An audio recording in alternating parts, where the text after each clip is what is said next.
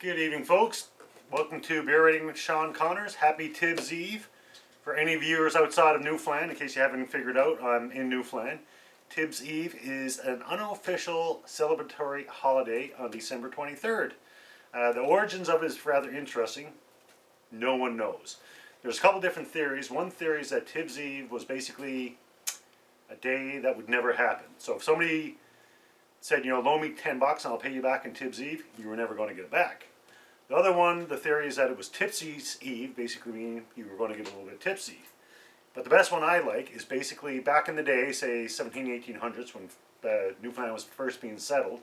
I mean, it was all fishermen, so they worked their asses off in the summer fishing, the fishing season. And the winter time, they worked just as hard, basically, getting the nets ready, the fishing gear ready, getting wood for the winter, whatever the case might be. But Christmas was always a time for family. So starting Christmas Eve, you were basically celebrating with your family the 12 days of Christmas. So December 23rd, they say the fishermen would get together with their friends to have one last party night before they got stuck with their family for Christmas. So whatever the case might be, happy Tibbs Eve. And normally right now, all these videos are shot in my basement. I have a man cave / pub type of thing.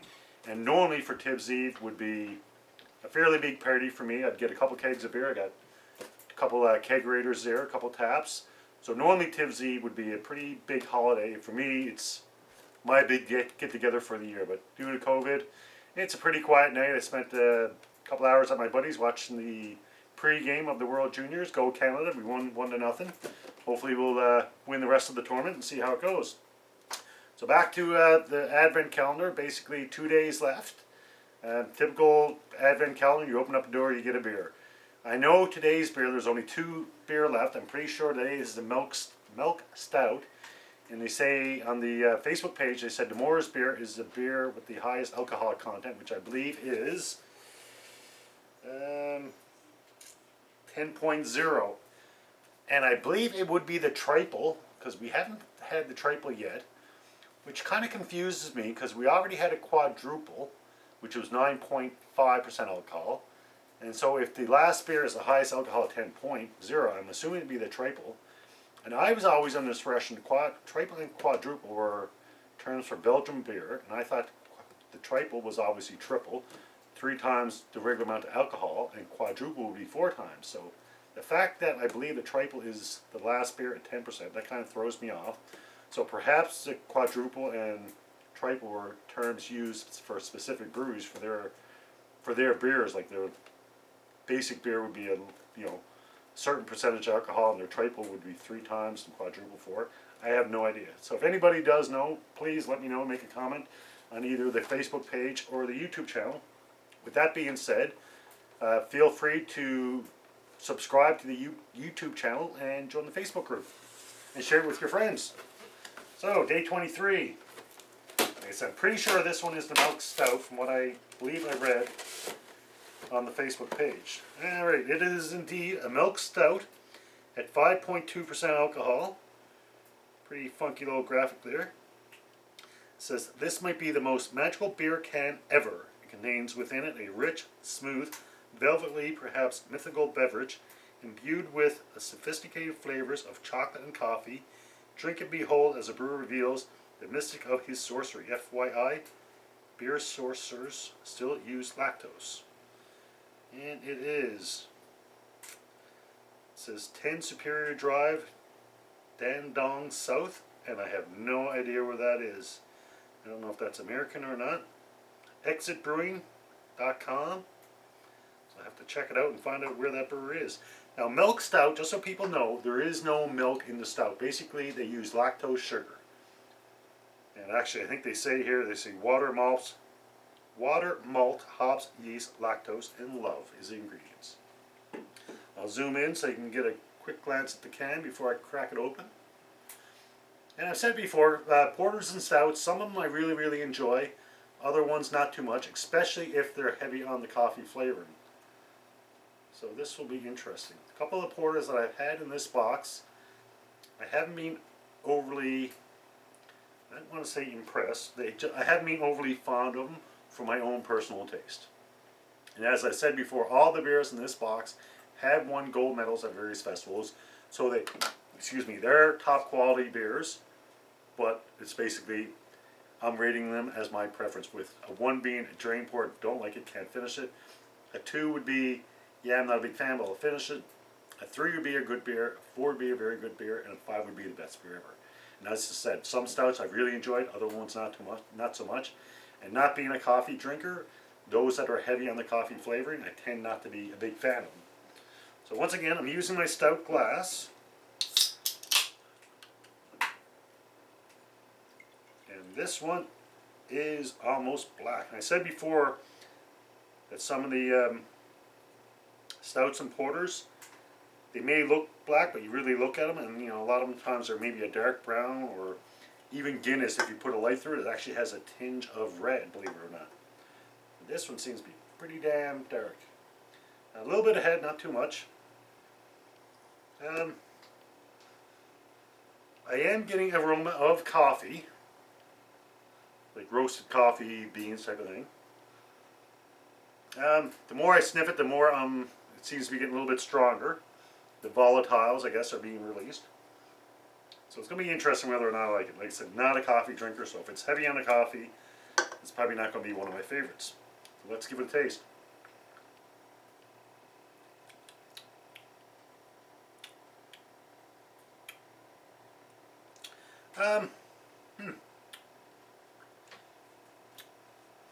It's interesting.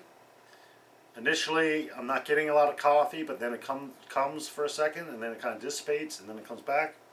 So it does kind of linger when you have the beer in your mouth. So far, I'm not getting a lot of lingering aftertaste, and anybody that's watched my videos, I'm not a big fan of strong flavored beer that leave a strong aftertaste. So far, I'm not getting that, but it does linger a little bit, but just not really heavy.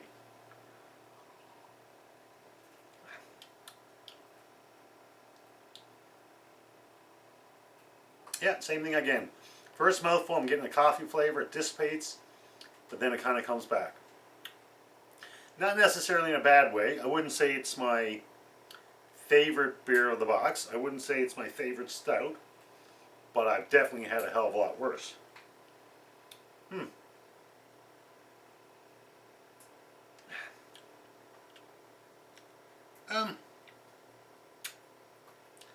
If I was a big coffee fan, I might like it a little bit more. Not that I don't like it, but it's offhand so far, I'd say it's about average, which would be, a good beer, a 3.0, but I'm not confirming that quite yet. I have to take another taste. Like I said, it does linger a little bit. The more I kind of sit here, I'm still getting it. Interesting. Offhand, I would say somewhere in between 2.5 and 3.5. However, I think I'm leaning more towards a 3.0.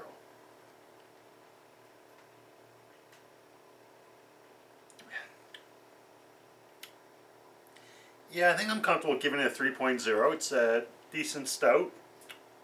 One I definitely have again if somebody gave it to me. I probably wouldn't go out of my way for it. But with that being said, I think that's the case for me for most stouts. There's a few that I really enjoy. I like a Guinness. There's also one I haven't done a review on. It's a local brewery here, Yellow Belly Brew. They do a St. John Stout. I remember I had it years ago, and I really did enjoy it. I was quite impressed with it. And I remember reading that the brewmaster once worked in Dublin, and they say, I cannot confirm this, but it was in the book, they say his stout was that good that the Guinness reps were actually paying certain pubs not to carry his beer. How much truth it is, I don't know, but I believe I've read that in, excuse me for a second, the Overcast Guide to Beers of Newfoundland. You bear with me for 1 second. I'm going to see if I can find that. Page 90 for the St. John Stout.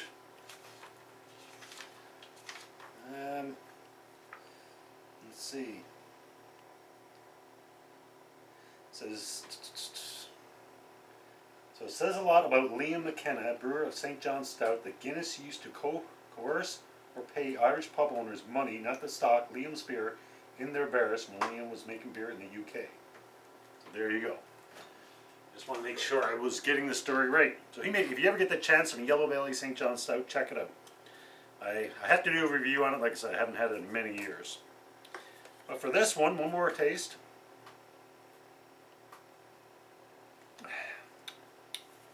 Yeah, I think for Exit Brewing, there's no name to it. They just call it Milk Stout. I think I'm comfortable giving it a 3.0. So there you go, folks. Hopefully you can join me tomorrow when we finish off this bad boy, day 24, Christmas Eve. Until then, as always, enjoy responsibly. Cheers.